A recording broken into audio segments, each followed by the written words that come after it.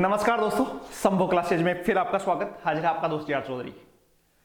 आज आप बात करते हैं राजस्थान की प्राचीन सभ्यता की, और एक छोटा सा टॉपिक में आप इन डिटेल में समझने की कोशिश करते हैं कि राजस्थान की सभ्यताओं क्या का सवाल आवे, और साथ साथ में आप भी देख सकते हैं कि महत्वपूर्ण बातें कही बड़ी स्पीडली क्लास होती है, रैपिड क्लास कह सको आप। कम समय में 5 बड़ी बड़ी सभ्यताओं को जिक्र आप आज की क्लास में करते हैं। आज की क्लास में देखो, राजस्थान की सभ्यता में पहले जो सभ्यता ले से आप वह है कालीबंगा सभ्यता। कालीबंगा सभ्यता की कौन कौन सी महत्वपूर्ण बातें हैं, ध्यान सुनियो। देखो, कालीबंगा सभ्यता की हम बात करिए तो कालीबंगा सभ्यता जो स्थान है वो वर्तमान में है हनुमानगढ़ में। पहले कई पुरानी की किताबों में आता है कि गंगानगर में हो, गंगानगर के बाद में हनुमानगढ़ को निर्माण हो तो हनुमानगढ़ डिस्ट्रिक्ट में आए। कालीबंगा की नदी की बात करो, देखो दो सवाल परफेक्ट आना चाहिए। तीन बातें महत्वपूर्ण है सभ्यता थे पढ़ रहे हो तो। पहली चीज, स्थान खटे है कौन सा जिला का माँ है, याद होनी चाहिए। दूसरी बात याद होनी चाहिए कि एक खोज गुण करी। और तीसरी बात होनी चाहिए कि इस स्थान पर काय विशेष मिलियो जो कि दूसरी सभ्यता के माँ को नहीं मिलियो। 3 चीजें यदि एग्जाम में जाओ तो 3 चीजें अपन क्लियर होनी चाहिए। पहली चीज, कौन सा जिला का माँ है वो स्थान। दूसरी चीज, कौन सी नदी के किनारे है या और कौन खोज करी। और तीसरी बात है कि एक स्थान पर काय महत्वपूर्ण मिला। तो ये चीजें आप पढ़।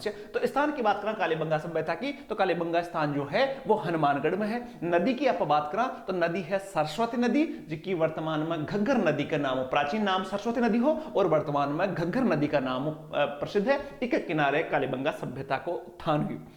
अगली आप बात करा तो कि खोज की बात करा तो 1951-52 में अमलानंद घोष नामक व्यक्ति ने इस स्थान की कालीबंगा सभ्यता की खोज की थी। तो खोज का पूछा जाए सीधा सा सवाल कि खोज कौन करी, तो खोज को सीधो 283 अमलानंद घोष। आगे आप बात करा तो उत्खनन, देखो 2 प्रकार का, एक खोज करता है जिसको खोज करे बैठे को सभ्यता है, फिर उत्खनन करबा आवे तो उत्खनन करबा में भी एक नेतृत्व कृषि भी आदमी को नाम याद रखो। बहुत सारे टीम हुए लेकिन एक नेतृत्व कृषि भी को अपन याद रखो। तो कालीबंगा की खोज की बात करें तो 1951-52 में अमलानंद घोष करी। उत्खनन की बात करा, खोदियो भी ने, तो खोदबा की बात करा तो 1961-69 तक एक खोज उत्खनन चालियो। और भी कमा 2 आदमी महत्वपूर्ण है, एक बीबी लाल और एक बीके थापर। दोनों याद रख जो, एक अमलानंद घोष उत्खनन करता खोज करता थे और एक बीबी लाल और बीके थापर का यहाँ बाका उत्खनन करता। नेक्स्ट बात करा तो एक कौन कौन सी चीजें मिली। 3 चीजें कंप्लीट होगी, अब चौथी चीज पर चला के कौन कौन सी चीजें एक महत्वपूर्ण मिली। तो कालीबंगा के 7 हवन वेदिकाएं मिली, 7 हवन कुंड बनेड़ा मिला भी आइडियो करियो विद्वान कि एक माय का यहाँ के सामूहिक यज्ञ होता होगा।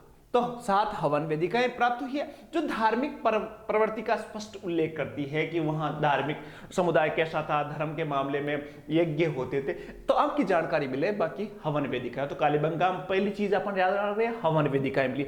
दूसरी बात याद रखना तो कालीबंगा में ऊंट की हड्डियां का साक्ष्य मिला। कई बार वो सवाल पूछ लिया करे कि कालीबंगा के में कौन सा जानवर का अवशेष को नहीं मिला। ऊंट एक स्पेशल है कि ऊंट का अवशेष है वह कालीबंगा के मां मिला। तो ऊंट की हड्डी का साक्ष्य किथे मिला है, कालीबंगा। विश्व में सर्वप्रथम जूते हुए खेत के अवशेष, कालीबंगा की खोज करी तो जूतेड़ा खेत का अवशेष मिला। और भी दो फसला बोयडा का अवशेष मिला और वह अवशेष मिला है कालीबंगा में। इन खेतों में ग्रिड या जाल पद्धति पर 2 बार जोता गया। ग्रिड या जाल पद्धति में 2 बार जोता गया, इसका मतलब क्या होता था कि भाई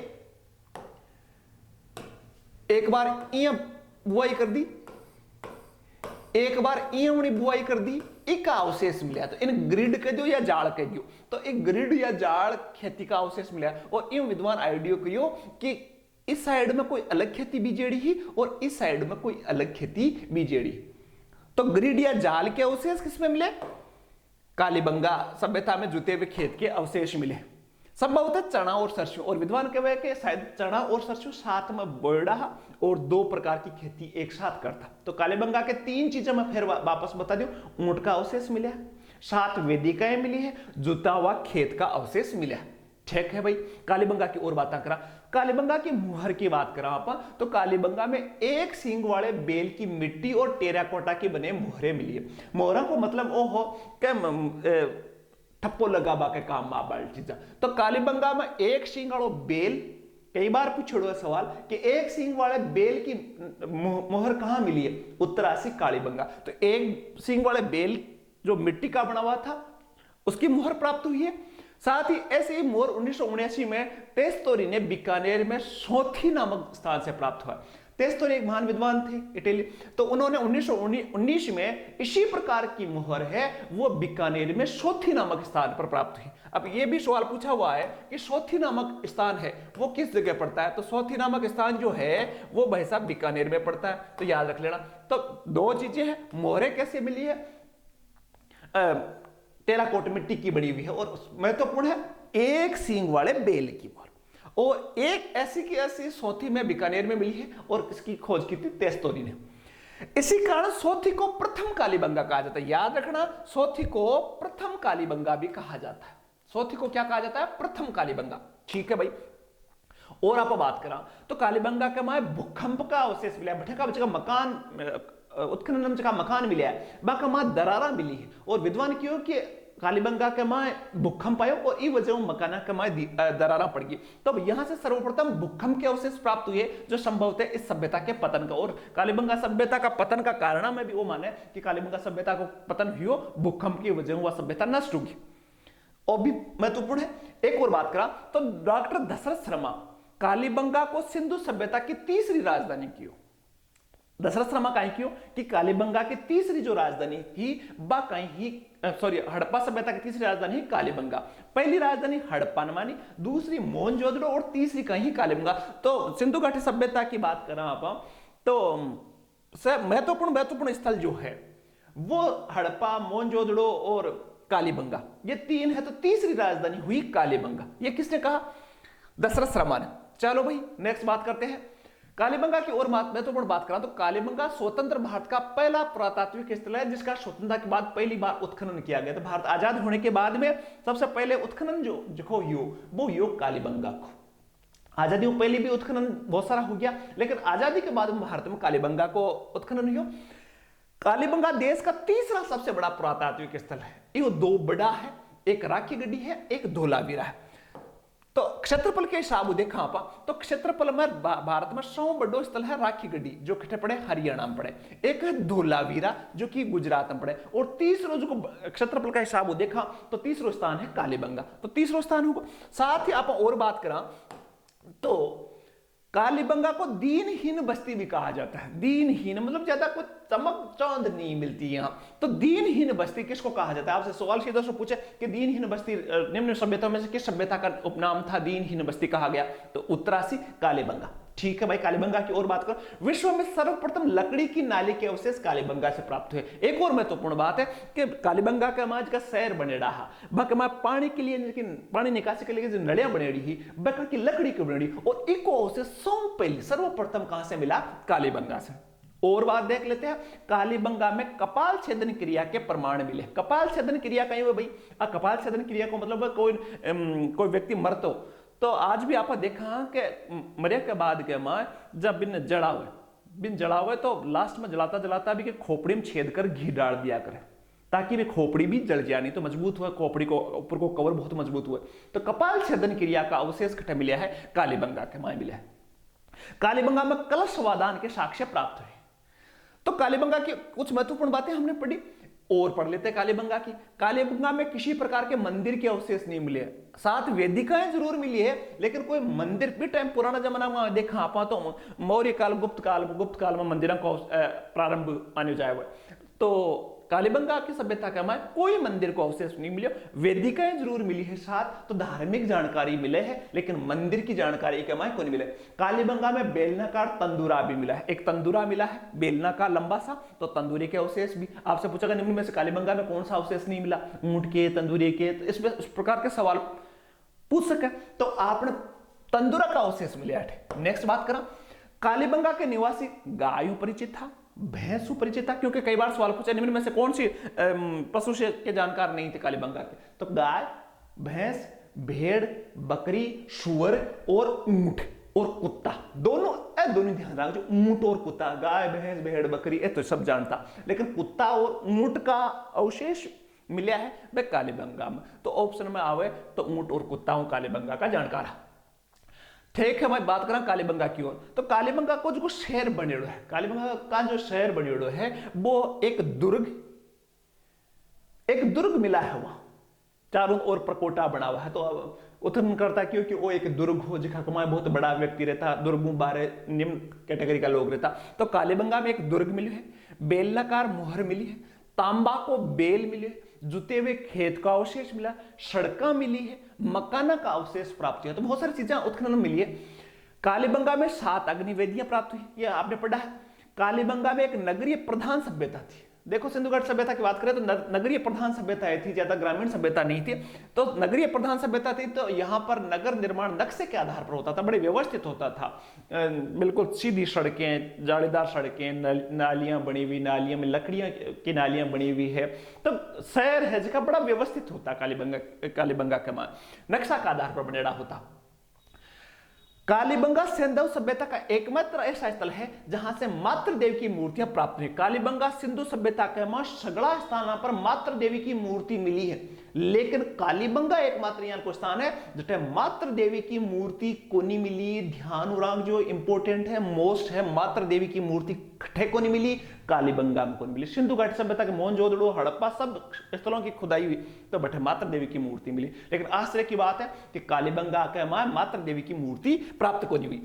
और बात करा, कालीबंगा से मेसोपोटामिया की मिट्टी से निर्मित मोहरे प्राप्त हुई। कालीबंगा के साथ मेसोपोटामिया के साथ व्यापारिक संबंध था, तो मेसोपोटामिया की मूर्तियां भी अठे मिली है मिट्टी में बनेड़ी, कोई खास बात को नहीं। 1961 में कालीबंगा के अवशेष पर भारत सरकार द्वारा 90 पैसे का डाक टिकट जारी हुआ। कालीबंगा सभ्यता पर 1961 में 90 पैसे का डाक टिकट जारी हुआ है, याद रखने वाली बात है। फिर और बात करें, राज्य सरकार द्वारा कालीबंगा से प्राप्त पूरा अवशेषों के संरक्षण हेतु 1985-86 में एक संग्रहालय की स्थापना कालीबंगा में की गई। बहुत मोस्ट है कालीबंगा संग्रहालय जो है, वर्तमान में कालीबंगा की जितनी भी चीजें हैं वो 85-86 में एक संग्रहालय बनाया गया है कालीबंगा में। ठीक है, नेक्स्ट बात करें तो कालीबंगा सभ्यता में लिपि सिंधुकालीन लिपि है जिसको बोलते हैं बुस्ट्रोफेदन लिपि। बुस्ट्रोफेदन लिपि मतलब कालीबंगा का माय आज जगह लिखेड़ा लेख है, तो बुस्ट्रोफेदन मतलब किलो छेद कर यह बना था, और बाएं वो दाएं लिखी जाती है, और दाएं से बाएं लिखी जाती थी, ऐसे लिखते थे उल्टे, जैसे उर्दू लिखते हैं ना, बीएं उल्टी लिखी थी। और बुस्ट्रोफेदन लिपि ही देखा क्या मां कोई गीली मिट्टी का ऊपर छेद कर यहां बना था, तो आ लिपि ही बुस्ट्रोफेदन लिपि। तो एक और आज तक आ लिपि पढ़ी कौन गई। राजस्थान में कालीबंगा नामक स्थान पर विशाल सांडू का जुड़ुआ पैरों वाली मिट्टी की मूर्ति मिली। एक और खास बात है कि कालीबंगा के जुड़ुआ पैर जुड़ेड़ा है मिट्टी, और आगे सांडा की मूर्ति मिली।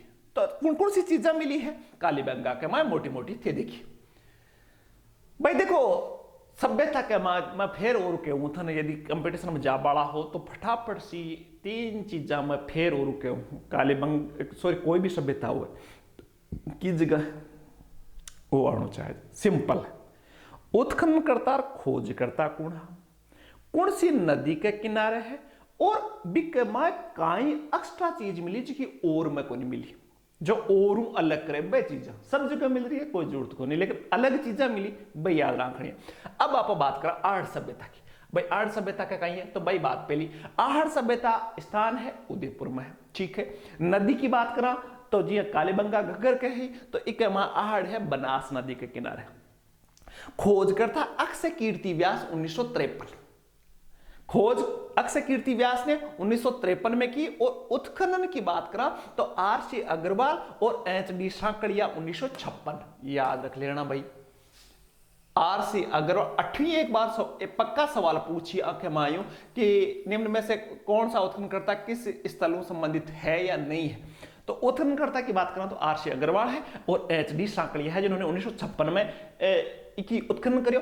आहड़ के उत्खनन अभियान के समय राजस्थान के भी कुछ व्यक्ति थे, और राजस्थान का कौन सा व्यक्ति शामिल है जो राजस्थान का व्यक्ति 2 यहाँ, एक विजय कुमार हा और एक पीसी चक्रवर्ती, 2 आदमी राजस्थान सरकार की तरफ शामिल है, और बाकी भारतीय पुरातत्विक विभाग के थे। और बाकी आर.सी. अग्रवाल और एच.डी. सांकड़िया उत्खननकर्ता। खोजकर्ता की बात करा तो अक्षय कीर्ति व्यास 1953। डेट के मां ज्यादा कंफ्यूज नहीं होना, डेट 1953, 54, 55 सवाल पूछ से कौन अमूमन कौन पूछ। खोजकर्ता और उत्खननकर्ता कौन हा बाप पूछ सके। अब रटो मार मार 1953 5 फरवरी 3 फरवरी 8 फरवरी इके मैं लफड़ाम पछबाई जरूरत को नहीं। नाम अपन याद रहना चाहिए। आर.सी. अग्रवाल, एच.डी. साकड़िया उत्खननकर्ता, खोजकर्ता हो अक्षय कीर्ति व्यास और राजस्थान सरकार की तरफ 2 आदमी हा राजस्थान विजय कुमार और पीसी चक्रवर्ती। चलो ठीक है भाई। नेक्स्ट बात करा तो उपनाम बात बहुत महत्वपूर्ण है इस सभ्यता का। उपनाम आहड़ सभ्यता को तो इन बनास सभ्यता क्या, क्योंकि बनास नदी के किनारे तो बनास सभ्यता होगी। धूलकोट भी कहे, ताम्रवती नगरी भी कहे, आघाटपुर भी कहे, प्रेत नगरी भी कहे। इंपोर्टेंट है, मोस्ट है के उपनाम आहड़ का थन याद रखना है। आहड़ का बनास सभ्यता, धूलकोट, ताम्रवती नगरी, आघाटपुर और प्रेत नगरी ए उपनाम है कौन का, आहड़ सभ्यता का। याद रख लीजिए। बात आप आगे करा तो टेराकोटा की बनी हुई वर्षभ की वाली मोहरें जिसे बनासियन बुल कहा जाता है मिली है। अठे बनास सभ्यता का मां एक अलग ही प्रकार के सांड की मूर्तियां मिली है जिन्हें बोले बनासियन बुल, बोले सांड बोले ना, तो बनासियन बुल की मूर्तियां मिली है। मौको उसी की अलग क्लास बना तो तन में दिखा सके बनासियन बुल मोटो सो सांड की। आप गूगल पर देख सकते हो तो बनासियन बुल मोटो सो सांड की मोहर मिली है और बनासियन बुल कटे मिली है, अलग ही प्रकार का सांड है। तो बस जिसकी मूर्ति मिली है बकटे मिली है बनास सभ्यता में मिली। नाम उपनाम याद रख जो। नेक्स्ट बात करा आप तो यहां पर ताम्र कुल्हाड़ी भी मिलती है। देखो तांबे का काम बहुत होता था, यहां तांबा निकलता खेती पे था लेकिन काम बहुत होता था आहड़ सभ्यता में। तो यहां एक तांबे की कुल्हाड़ी भी मिली, कहीं नहीं मिली तांबे की कुल्हाड़ी। तांबे की कुल्हाड़ी का नाम आते ही आहड़ सभ्यता का आपको जिक्र आना चाहिए। तांबे की कुल्हाड़ी मिली है। नेक्स्ट हम बात करें तो इसमें रसोई घर में ताम्र से बने हुए भोज्य पात्र प्राप्त है। यहां खुदाई की तो घर का खबाड़ा बर्तन जी का तांबा का मिला, क्योंकि तांबा को काम बहुत होता, तांबा के गड़ाबा की भट्टियां मिली है, तांबा को काम बहुत हो ताम्रवती नगरी। तो रसोई घर में ताम्र में बने हुए भोज्य प्राप्त हुए और 6 चूल्हे प्राप्त हुए। बटा 7 वेदिकाएं मिली कालीबंगा में और 6 चूल्हा मिला। चूल्हा को देख लोग विद्वान आके हुए कि सामूहिक व्यवस्था होती। 6 चूल्हा एक घर में, मतलब बहुत बड़ा परिवार रहता या सामूहिक खान पान की व्यवस्था हो ही। तो 6 चूल्हा में लाल भूरे और काले रंग के मृद भांड याद रख लेना भाई। यहां से के जो मृद भांड है, मृद भांड को मतलब मिट्टी का जो बर्तन मिला है वह लाल भूरा और काला रंग का मिला है। ठीक है, लाल भूरा और काला रंग का मृद भांड मिला है। और अन गोरे या कोठ के, गोरे या कोठ को मतलब ओ होता कि धान रखबा के लिए बड़ा बड़ा बर्तन होता और बंक में धान रखो जाता मिट्टी का रंग से हो तो लाल और भूरो और अन गोरे या कोठे कहा जाता था। कोठ के दो आप मारवाड़ी बोलो ना कोठो, पुराना जैसे अनाज रखवा छोटा मकान होता ना कोठो बोलते, अनाज का भंडार रख वालों मकान जो तो जो कोठा होता तो कोठ का कहा जाता है भाई। फिर बात करा नेक्स्ट ग्रामीण सभ्यता थी। कालीबंगा में देखे तो शहरी सभ्यता थी, आहड़ सभ्यता थी, ग्रामीण सभ्यता थी। तांबे के 6 यूनानी मुद्राएं और 3 मोहरें प्राप्त हुई। तो भी वो पता चला कि यूनान के साथ में व्यापारिक संबंध है आहड़ का। तो 6 यूनानी मुद्राएं मिली है। एक तरफ अपोलो की मूर्तियां जो यूनानी मुद्रा के माय होती तो अपोलो की तस्वीर के माय भी आहड़ सभ्यता के माय मिली है। नेक्स्ट तीसरी सभ्यता की बात करा तो गणेश्वर सभ्यता। अब आप चाल से सिक्कर की साइड में गणेश्वर सभ्यता, गणेश्वर सभ्यता को बात करा तो नीम का थाना सिक्कर में वो स्थान है गणेश्वर। 8 सभ्यता फली फूली। गणेश्वर सभ्यता की बात करें तो खोज करी वीरेंद्रनाथ मिश्र, याद रख लेना वीरेंद्रनाथ मिश्र 1977। इसका उत्खनन आर.सी. अग्रवाल ने उसी साल 1977 में आर.सी. अग्रवाल ने करवाया था। नेक्स्ट हम बात करें नदी की बात करें तो कांतली नदी है। कौन कौन सी खास बातें हैं तो गणेश्वर सभ्यता को ताम्रयुगीन सभ्यताओं की जननी कहा जाता है। देखो खेतड़ी जो क्षेत्र है जैसे तांबो निकले तो बठे तांबो निकल तो बठे तांबा को प्रयोग ज्यादा आहड़ में हो, लेकिन तांबो सप्लाई क्यों हो तो गणेश्वर सभ्यता हो तो इलिया इनका ही कहवा ताम्रयुगीन सभ्यताओं की जननी के ताम्रयुगीन जितनी भी सभ्यता है बट तांबो क्यों जातो खेतड़ियों जातो, खेतड़िया गणेश्वर सभ्यताओं जातो। तो ताम्रयुगीन सभ्यताओं की जननी का गणेश्वर सभ्यता। ताम्रवती नगरी की बात करें तो आहड़ सभ्यता और खेतड़ी ने ताम्र नगरी के ताम्रवती नगरी आहड़, ताम्र नगरी खेतड़ी और ताम्रयुगीन सभ्यताओं की जननी गणेश्वर सभ्यता। कांतली नदी के दोनों तरफ ये बसी हुई थी। ग्रामीण सभ्यता थी जिसे आहड़ थी, वैसे ये गणेश्वर सभ्यता भी ग्रामीण सभ्यता थी। गणेश्वर सभ्यता को ताम्र संचयी संस्कृति कहते हैं। तांबा इकट्ठा करना, तांबा पैदा करना हुआ तो ताम्र संचयी संस्कृति भी इसको कहा जाता है। नेक्स्ट हम बात करें गणेश्वर सभ्यता की, तो नदी के दोनों तरफ पत्थर के बांध, सवाल आया हुआ है रेड मैंने कलर कर रखा है, पत्थर का बांध के अवशेष किस सभ्यता से मिले हैं? उत्तर आएगा गणेश्वर सभ्यता। दूसरी बात करें तो नदी की तलहटी में हिरण, केकड़ा, बारहसिंगा मछली के अवशेष मिले। देखो नदी से शिकार करते थे तो केकड़ा, बारहसिंगा ये तो थे, हिरण, केकड़ा और बारहसिंगा अलग प्रकार के जानवर है, वो गणेश्वर सभ्यता से मिले। कच्चा और पक्का मांस और कच्चे चूल्हे यहां मिले, कोई खास बात नहीं। तांबर गलाने वाले उपकरण और औजार बनाने के कारखाने, क्योंकि तांबा पैदा होता तो उपकरण भी यहां मिले। तांबा के बने हुए हथियार, कुल्हाड़ी मिली है, कुल्हाड़ी गणेश्वर में भी मिली है, चाकू मिला है, तीर मिला है, मछली पकड़ने का कांटा, ये याद रखना, मछली पकड़ने का कांटा है, क्योंकि यहां लोग ये महत्वपूर्ण इसलिए उग्यो मछली पकड़वा कांटो, क्योंकि लोग क्या है कि कांतली नदी में पहले हमेशा 12 महीना पानी आता और भरपूर पानी आता।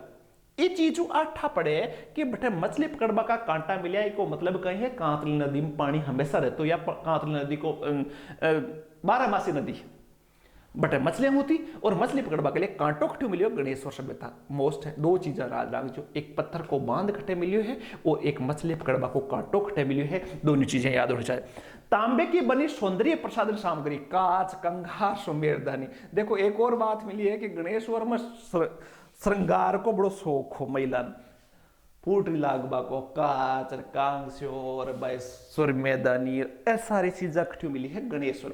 मिट्टी के छल्ले बर्तन केवल गणेश्वर सभ्यता में मिले। मिट्टी के छल्लेदार बर्तन ये नई चीज है, मिट्टी के छल्लेदार बर्तन कहाँ मिले हैं? जैसे लाल काले मैंने बताया था गणेश्वर में, सॉरी आहड़ में, तो मिट्टी का छल्लादार बर्तन इकट्ठे मिले हैं गणेश्वर सभ्यता में मिला। तो भाई मोटी मोटी बात 4-5 चीजें लिख लीजिए परीक्षा के माए, फिर बैठी सवाल आवलो, फिर मन मत कीजिए भाई। नेक्स्ट बात कर ले, आप और बात करा आप पूछो बेराड़ सभ्यता, जयपुर चावा, जयपुर सभ्यता के माए काई है, ध्यान सुनजो। स्थान यदि बेराड़ सभ्यता की बात करो तो स्थान है जयपुर। दूसरी बात, नदी कौन सी है? बाणगंगा नदी।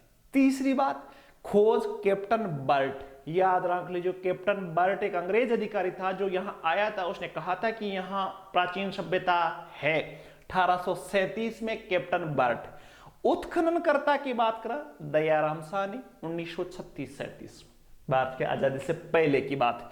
कहीं कहीं मिला अठे बहुत सारी पहाड़ियां हैं, छोटी छोटी डूंगरियां हैं, तो बीजक की पहाड़ी अठे भाबरू शिलालेख मिले। अठे एक बीजक की पहाड़ी है और बठेकाई मिले अशोक थे पढ़ो, तो अशोक को संबंधित है भाबरू शिलालेख।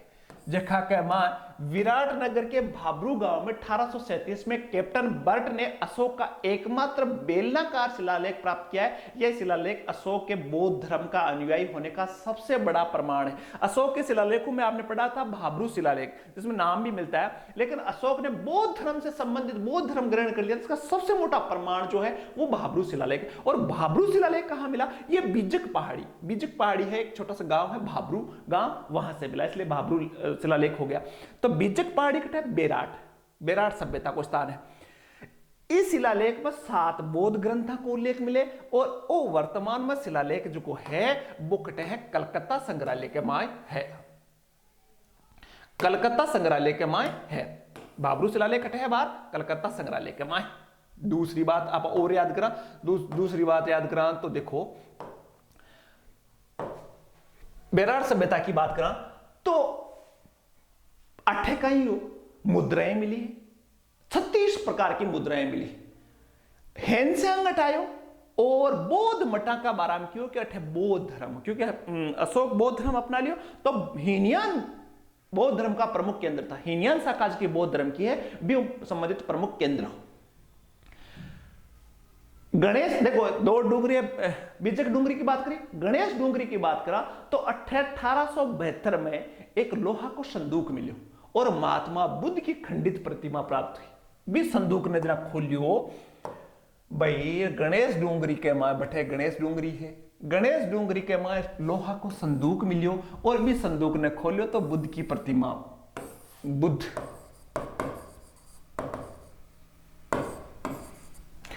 की प्रतिमा मिली। एक बार सवाल पूछो कि महाभारतकालीन अवशेष कहां प्राप्त हुए राजस्थान में, तो महाभारतकालीन अवशेष है वह भी इकट्ठे मिला है बेराठ में मिला है।